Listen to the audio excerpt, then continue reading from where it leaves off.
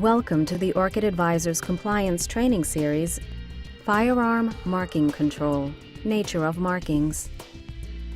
The ATF White Book requires that each firearm be uniquely marked with manufacturer, model, serial number, and caliber, amongst other detail. The White Book further specifies marking requirements including methods of marking, depth of marking, sustainability, and variance procedures used to grant individual, scenario-based exceptions to marking requirements.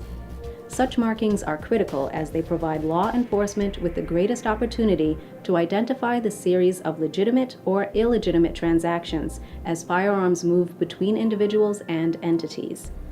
Specific product marking guidance can be found in Section 478.92a of the White Book entitled, How Must Firearms Be Identified?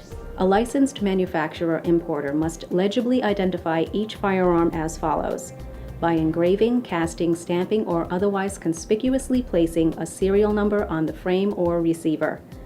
The serial number must not be susceptible of being readily obliterated, altered, or removed, and it must not duplicate any serial number placed by you on any other firearm. For firearms manufactured or imported on and after January 30th, 2002, the serial number must be a minimum depth of 3/1000ths of an inch and 1/16th of an inch high, and with additional markings by engraving, casting, stamping, or otherwise conspicuously placing on the frame, receiver, or barrel the following: the model, if such designation has been made, the caliber or gauge, your name or recognized abbreviation and foreign manufacturer when applicable.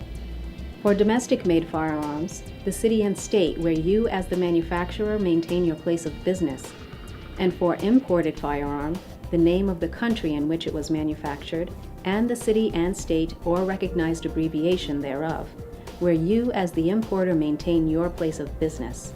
This information must be placed in a manner not susceptible of being readily obliterated, altered, or removed.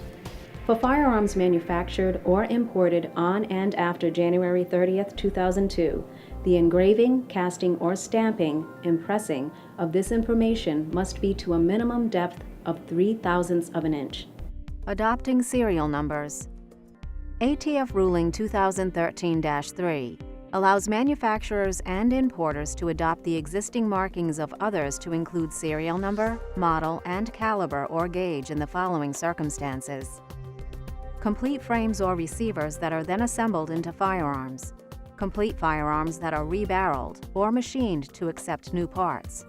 However, manufacturers and importers must keep in mind they must mark their name and location as required by 478.92. They cannot duplicate any serial number adopted or placed by the manufacturer, importer, or maker of any other firearm.